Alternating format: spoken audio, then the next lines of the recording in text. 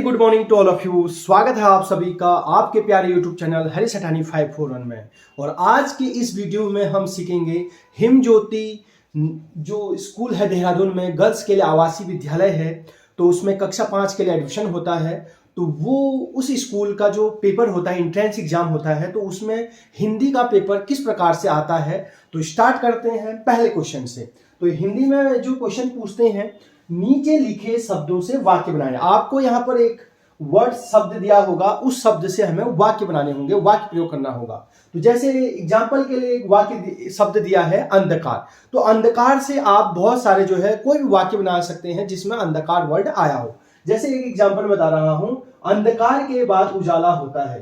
अंधकार के बाद उजाला होता है।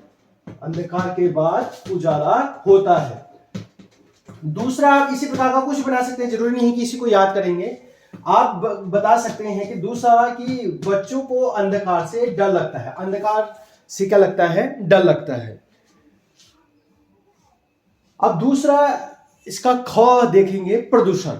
तो प्रदूषण यानी पॉल्यूशन। तो पॉल्यूशन से वर्ड एक शब्द दिया है, इससे आपको क्या बनाना है? वाक्य बनाना है। तो जैसे मैं एक वाक्य आपके सामने बना रहा हूं एग्जाम्पल के लिए, जल प्रदूषण के कारण मछलियां जो है मर रही हैं। जल प्रदूषण के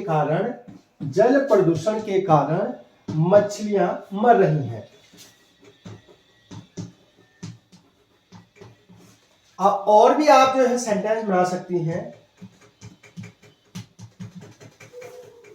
वायु प्रदूषण के कारण दिल्ली में रहना जो है बहुत हानिकारक हो गया है। तो इस प्रकार आप जो है प्रदूषण से रिलेटेड जो शब्द दिया होगा उससे कोई भी वाक्य आप बना सकते हैं।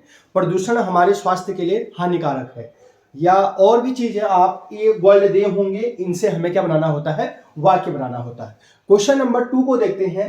उचित सर्वनाम भरकर वाक्य पूरा करना है। तो हमें जो है सर्वनाम में ये वाक्य दिए हैं, इसमें हमें सर्वनाम भरना है कि जो इसमें प्रॉपर सर्वनाम आएगा। तो सर्वनाम यानी प्रोनाउन वे शब्द जो संज्ञा के बदले जो है बोले जाते हैं और संज्ञा की जो है रिपीटेशन को कहते हैं, रोकते हैं। संज्ञा के बदले जो बोले जाते हैं उन्हें क्या कहते हैं? सर्वनाम। तो उचित सर्वनाम इसमें भरना है। जैसे क है एग्जांपल, डॉट डॉट सारा काम कर लिया। तो इसमें जो सर्वनाम आएगा वो आएगा मैंने। तो मैंने सारा काम कर लिया, तो यहां पर आ जाएगा मैंने। तो ये जो है मैं, हम, मैंने, ये सब जो है सर्वनाम। तो ये हो जाएगा पूरा मैंने सारा काम कर लिया है। वहां पर जो हिम ज्योति स्कूल होता है उसमें लिखित वाला पेपर होता है, आपको ओमा नहीं मिलेगा, आपको उसमें लिखना होता है। तो राइटिंग का जो है विशेष ध्यान रखें, और शुद्धता का आप कितना शुद्ध लिखेंगे इस पर डिपेंड करेगा। दूसरा ख है, दोनों खेल रहे हैं। तो यहां पर सर्वनाम भरना है। तो वे दोनों खेल रहे हैं, यहां पर आ जाएगा वे सर्वनाम, वे दोनों खेल रहे हैं। निम्न वाक्यांशों के लिए एक शब्द लिखना है। वाक्यांश के लिए एक शब्द, तो जिसमें रस न हो, ऐसे को क्या कहते हैं जिसमें रस न हो? तो वाक्यांश के लिए एक शब्द में इसके लिए एक वर्ड यूज होता है, वन वर्ड, वो होता है नीरस। तो नीरस मतलब जिसमें कोई रस नहीं है, नीरस। दूसरा दिया है, जो अधिक बोलता है, जो बहुत ज्यादा बोलने वाला जो व्यक्ति होता है, तो उसके लिए वाक्यांश के लिए एक शब्द क्या होता है? तो उसको कहते हैं वाचाल। वाचाल।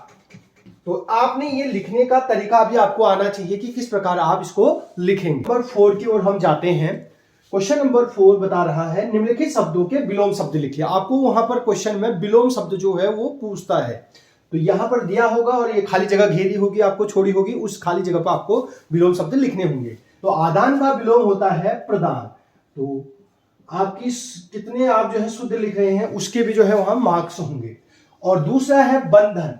बंधन का जो विलोम होता है वो होता है मुक्ति। मुक्ति जो है इसका विलोम होता है, विलोम शब्द बंधन का मुक्ति। तीसरा गौ है अनुकूल। अनुकूल परिस्थितियां मतलब जो मेरे सापेक्ष हैं, जो जैसा मैं चाहता हूं वैसा। इसका अपोजिट हो जाएगा प्रतिकूल। प्रतिकूल, प्रतिकूल जो है इसका विलोम हो जाएगा, अनुकूल का विलोम हो जाएगा प्रतिकूल। अगला घ दिया है वरदान। जैसे भगवान वरदान देते हैं, तो इसका विलोम हो जाएगा अभिशाप। अभिशाप। तो वरदान का विलोम क्या हो जाएगा? अभिशाप। तो क्वेश्चन नंबर 5, ये विलोम शब्द आपको वहां जो है हिम ज्योति स्कूल में आपको वो पूछता है। क्वेश्चन नंबर 5 देखते हैं। निम्न के अर्थ लिखकर वाक्य प्रयोग करना है। तो यहां पर जो है यहां पर मैंने क्या दिया है, श्रुति सम भिन्नार्थक शब्द दिए हैं, जलद और जलज। तो ये सुनने में लगभग सेम लग रहे हैं, तो इनके हमने अर्थ लिखने हैं और फिर उसके बाद क्या करना है, वाक्य प्रयोग करना है। तो इस प्रकार के क्वेश्चन वहां वो पूछता है। तो जैसे मैंने दिया है जलद और नीचे है जलज, आपको सेम लग रहा होगा, लेकिन दोनों का अर्थ अलग अलग है और फिर इसका वाक्य प्रयोग करके इसका अर्थ समझाना है। तो जैसे जलद मीन्स होता है बादल, बादल क्लाउड, और जबकि ये जलज है, जलज मीन्स जल में उत्पन्न, ज में उत्पन्न, तो इसको कहते हैं कमल। तो दोनों का अर्थ जो है अलग अलग है। तो ये आपको पता चल गया, जलद मीन्स बादल और जलज मीन्स कमल। अब आप इससे क्या करना है, वाक्य प्रयोग करना है। ठीक, तो वाक्य प्रयोग किस प्रकार करेंगे, आसमान में काले काले जलद घिरे हुए हैं, अर्थात आसमान में जो है काले काले जो है बादल घिरे आए हैं, यानी वो बादल आए हैं। तो यह आसमान में जो है आज बारिश की संभावना है, काले काले जलज होने के कारण आज बारिश होने की संभावना है। तो जलद मीन्स होता है बादल। तो आपने बादल को ध्यान में रखते हुए वाक्य बनाना है। दूसरा है कमल। तो कमल से रिलेटेड आपने बताना है, हमारा राष्ट्रीय पुष्प यानी राष्ट्रीय फूल जलज है। जलज मीन्स होता है कमल है। तो ये इस प्रकार आपने क्या बनाना है, वाक्य बनाना है। तो जलज हो गया कमल, और जबकि जलद मीन्स क्या होता है, बादल। क्वेश्चन नंबर 6 की ओर बढ़ते हैं। निम्नलिखित शब्दों के बहुवचन बताने हैं। तो दो प्रकार के वचन होते हैं, एक वचन, बहुवचन। तो एक चीज को जो डिनोट करता है उसको एक वचन कहते हैं, दो या दो से ज्यादा जो चीज होती है उसे बहुवचन कहते हैं, इंग्लिश में जिसे सिंगुलर और प्लूरल कहते हैं। तो जैसे माला है, तो माला का जो बहुवचन होता है, एक माला होगी तो उसको माला कहेंगे, और वो हो जाएगा मालाएं। तो मालाएं हो जाएगा इसका जो है माला का बहुवचन, मालाएं। दूसरा है बछड़ा। तो बछड़ा का जो बहुवचन हो जाएंगे वो हो जाएंगे बछड़े। इसी प्रकार जो होगा बकरी का जो बहुवचन होगा वो हो जाएगा बकरियां। बकरी का बहुवचन बकरियां हो जाएगा।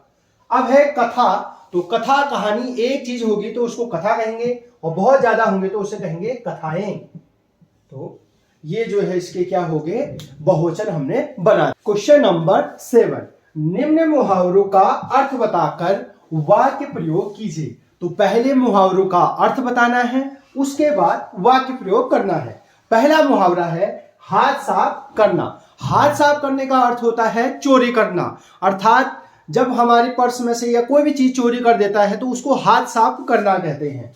तो चोरी करना। तो पहले इसका अर्थ लिखेंगे, हाथ साफ करने का अर्थ है चोरी करना। अब वाक्य प्रयोग कैसे करेंगे, बस में किसी ने राम की जेब पर हाथ साफ कर दिया। तो आपके वाक्य प्रयोग या वाक्य अलग अलग हो सकते हैं। तो पहले अर्थ लिखना है, उसके बाद वाक्य प्रयोग करना है। तो बस में किसी ने राम की जेब में क्या कर दिया, हाथ साफ कर दिया। हाथ साफ करने का मतलब होना है चोरी करना। दूसरा होता है ईद का चांद होना। ईद का चांद होना मतलब कभी कभार दिखाई देना। जैसे कोई व्यक्ति हमें बहुत कम दिखाई देता है, पहले ज्यादा दिखाई देता था, आजकल कम दिखाई देता है, तो उसके लिए वर्ड आता है ईद का चांद होना। तो बहुत दिनों बाद दिखाई देना इसका अर्थ हो जाएगा। और वाक्य प्रयोग क्या हो जाएगा, मोहन की जब से नौकरी लगी है वह तो ईद का चांद हो गया। आप अलग अलग वाक्य प्रयोग भी जो है कर सकते हैं। तो thank you, have a nice day.